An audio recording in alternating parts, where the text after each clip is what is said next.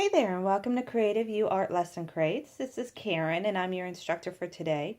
I want to welcome you to this series for this month, which is Paul Klee and Edvard Munch. Today, we're going to work on the Paul Klee lesson. So, I'm going to go over the supplies with you, and then we're going to get started. First of all, there's a few things we need to go over before we actually get to the art. When you opened your box, you had a couple of cards in there.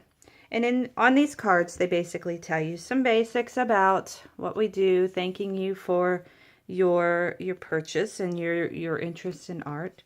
And on the back, it's got some tips for doing the art lesson crates.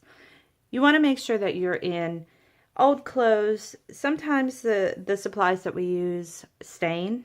I try really hard to not have supplies that stain, but just sometimes you can't help it. You want to make sure that you have ample paper towels and plates, things like that you might need for a mess. You may not need that many, but you never know. If you're anything like me, you probably will. You want to be sure that the lighting is really good in the area that you're working. You don't want a whole lot of shadows. Direct sunlight is ideal. Fluorescent lighting kind of changes the coloring, so if you can use more window light, the better. And then you want to make sure that you have a nice flat surface, such as this table, a desk, anything that is nice and flat. The floor. I work on the floor a lot. So then we have this card, which you've obviously received because you are watching this video. This card shows the different passwords. I do know that in the past we've had issues with the passwords because of the capitalization. At all times we offer our lessons with the first letter capital and the rest are lowercase. Now in our lesson crates we offer a letter or worksheet that tells all about the artist.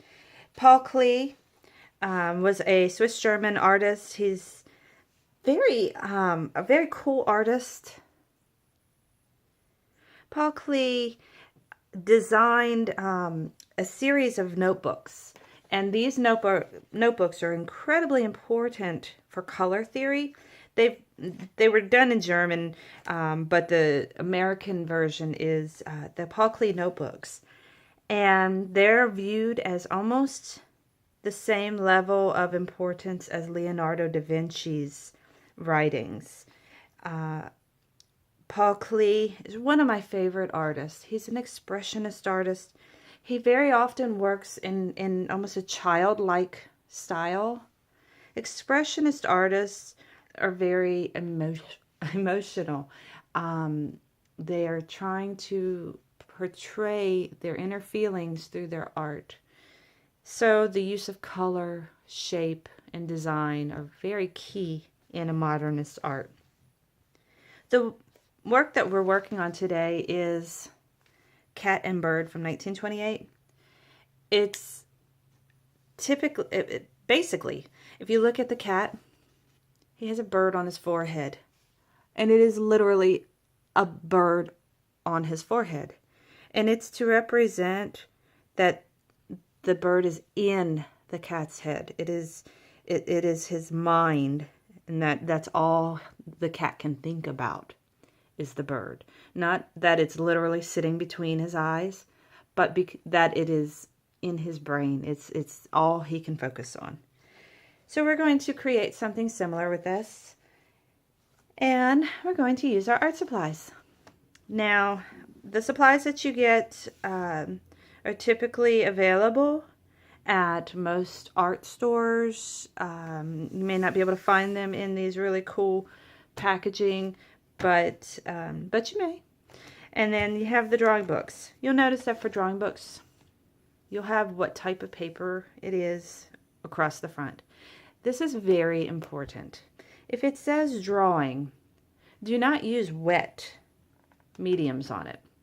Whenever I say wet medium, that means a liquefied art supply. A medium in art is a tool. So color pencils are a tool. Paintbrushes are a tool. Oil pastels are tools. These are all art mediums. Your paper is a tool. This is an art medium. On your paper, it will say, excellent for all dry medium. It's a smooth surface, and it's acid-free paper. The acid-free paper, that's a really good thing. Who wants acid in anything?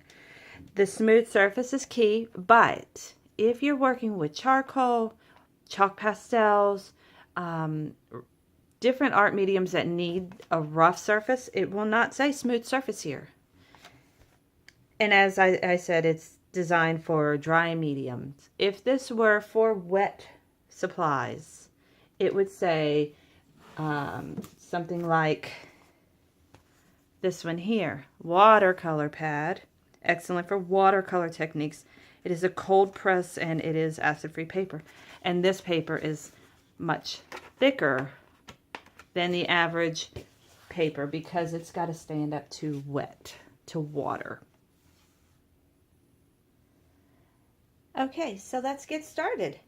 First, you're going to need a pencil and your paper. I've torn out a piece of paper out of the drawing book.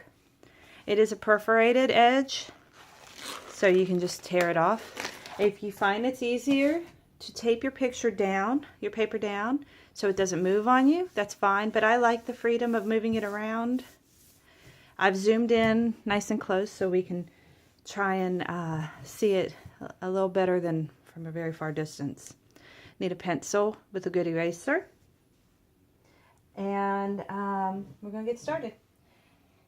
The first thing we want to do with our picture is design the basic shape of the cat head. Now, it is more of a rounded U than a square. We're going to start on the edge. You want to draw softly. If you draw dark, it's going to be hard to erase if you mess up, and then you're going to go through a lot of paper. So I'm taking my line, I'm coming down, I'm swooping over, not quite to the bottom, swooping back up. All right, nice big bucket. Then what we want to do is draw in just a very small mouth, which is just a smile at the bottom. We're going to come up with an upside down V. We're going to give it a bit of a nose. Now, this nose is just a blob. So I'm going to just do a rounded nose. It can be any basic shape that you want. If you're more comfortable with a typical cat nose, which is just a V with a straight line that connects the top, or an upside down triangle, that's fine. And then what we want to do is determine the top of the ear and the nose. If you bring your fingers together, that's about the halfway. So that's about where I want my ears to come to. Maybe a tad bit higher. We're going to do an arch. And notice, it's hard to reach around, right? It's hard. So I'm going to turn my paper and make my paper work for me by moving so I don't have to. Now we're going to do all of the lines for the eyes and the bridge of the nose. I'm going to erase my little dot. They're all going to meet at that point. It's very strange. This is not a legitimate a face. This is not the way a real cat looks, honestly. All right, so the eyes go from the points to the outside. So let's go ahead and draw a line very, very softly. And that's going to be our guide for our frown, frown, smile, smile. Figure out where you'd like your pupils to be.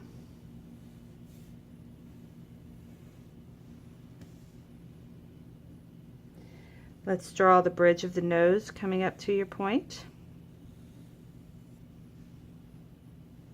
And then we have whiskers that come from the nose and they kind of curve out. There's 3 on each side.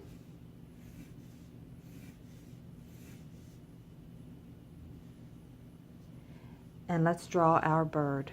I'm going to zoom in. Just above the forehead, we need 2 little legs. We need a smile body.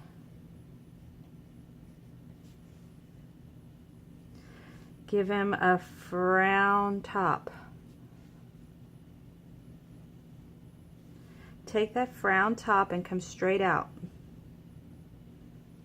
Take the smile bottom and come up and meet him. So now you have almost a semicircle here and almost like an eyeball there. Let's give him an eyeball. And let's give him a triangle tail. And there is our fish. Or fish. That's where my brain is. There's our bird.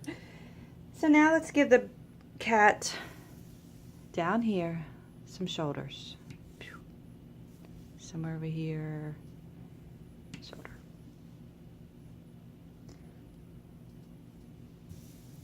And that is quite literally our Paul Klee cat. It's very simplistic.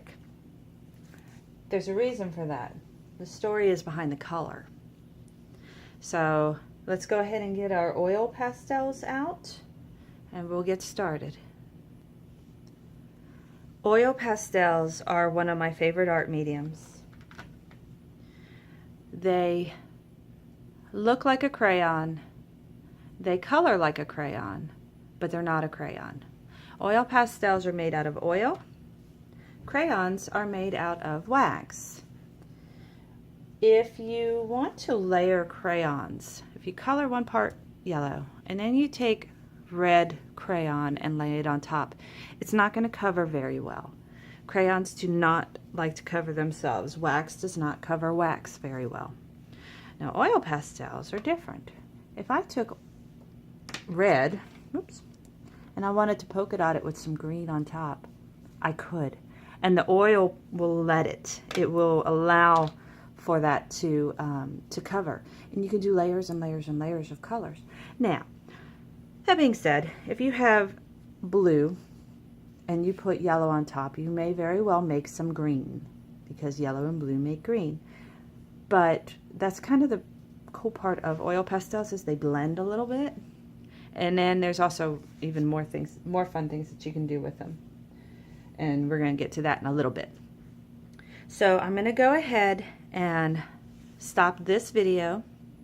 You'll want to move on to the next video clip, and that will be the actual fill-in of our Paul Klee cat and bird.